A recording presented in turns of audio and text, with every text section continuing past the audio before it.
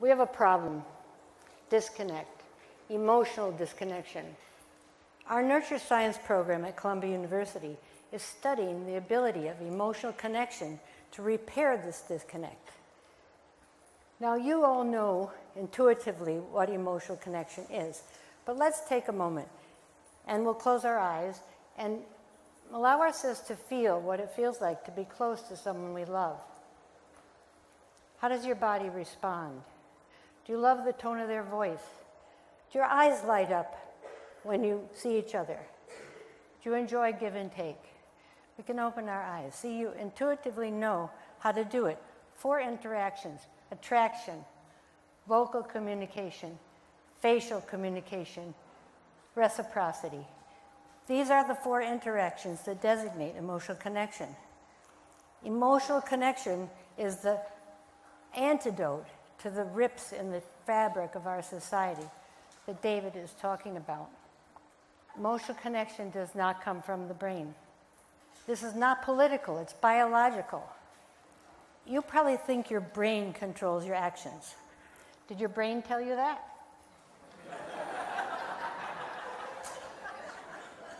The reality is that we have 2 brains, 2 nervous systems. We have this brain and we have our gut brain.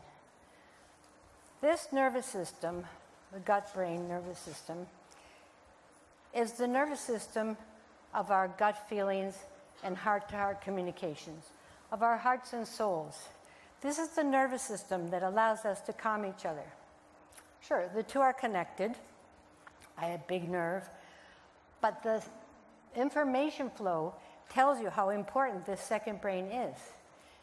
20% top down from brain to gut, 80% up from gut to brain. If this isn't calm, this brain is jammed. This has huge implications for brain development. If this is calm, it sends an all-clear signal. You can think, you can organize, you can create.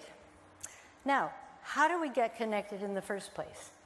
The biological roots of emotional connection start during pregnancy, when the mother's body regulates the fetus, and vice versa, co-regulation. This co-regulation after birth, because of its mutual benefits, ensures that mother and baby will want to be together. This has important survival value, and it sets the baby up to connect with others, with father, with grandparents, other family members, and then out into the community, importantly to teachers. Emotional connection generates emotional connection. It's infectious. It's a positive cycle. When a child experiences calm from co-regulation over and over again, this child equates needs with needs being met. Then when this child sees someone with a need, this child wants to fill it. This is the basis of empathy, compassion, altruism, and cooperation. Now, what about the cycle of isolation that David is talking about? It's the cycle of disconnect. When a person has a need for regulation, as you told us, and it's not there, you have to rely on self-regulation. Self-regulation, no matter how strong, sooner or later becomes dysregulation. If this cycle is repeated over and over again, a child becomes withdrawn or a bully. And we know only too well from reading the headlines of the national and international news what happens with adults. A brain without emotional connection is dangerous. So we have to get everybody onto the positive cycle, the cycle where needs are met. Emotional co-regulation involves, by definition, 2 people, not 1. It has to be mutual to be beneficial. This means we can rescue each other. And as our studies have shown, a parent can rescue a child, even from emotional, behavioral, and developmental disorders, by just ratcheting up emotional connection and co-regulation. And in the process, it rescues the mother too, as our work showed, from depression and anxiety. So no surprise then that early relational health has an outsized impact on brain and all other aspects of development.